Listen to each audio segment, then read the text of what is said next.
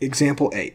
Police report that 78% of drivers stopped on suspicion of drunk driving are given a breath test, 36% a blood test, and 22% both tests. What is the probability that a randomly selected DWI suspect is given a test? So the probability of a test equals the probability of a breath test plus the probability of blood test minus both. So 0.78 plus 0.36 minus 0.22, both tests occurring. This will equal 0.92.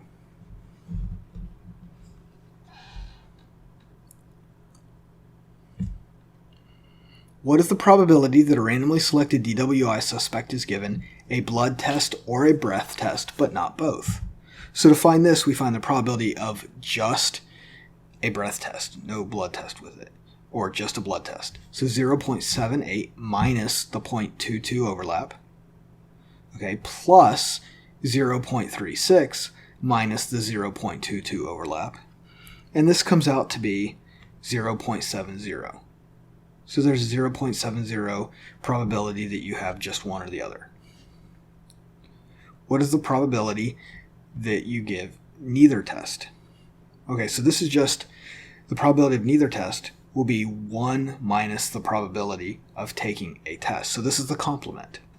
We have 1 minus 0.92, which will equal 0.08.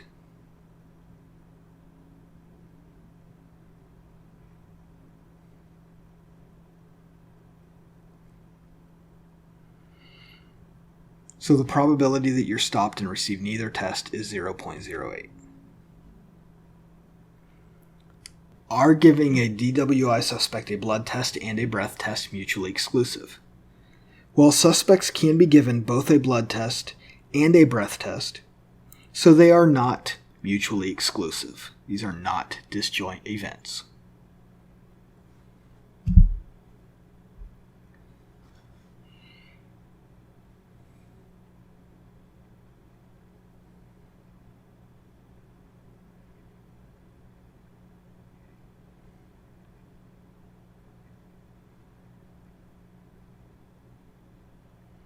Are giving the two tests independent?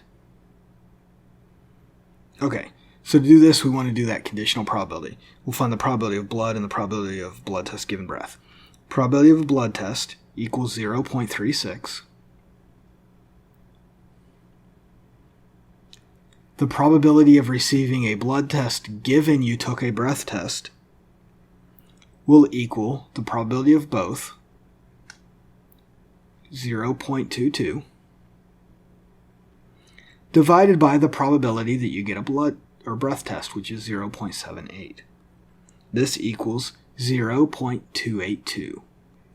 So these events are not independent. The probability someone takes a blood test is 0.36, while the probability they take a blood test after they have taken a breath test is 0.28. These probabilities are not the same, so these tests are likely independent.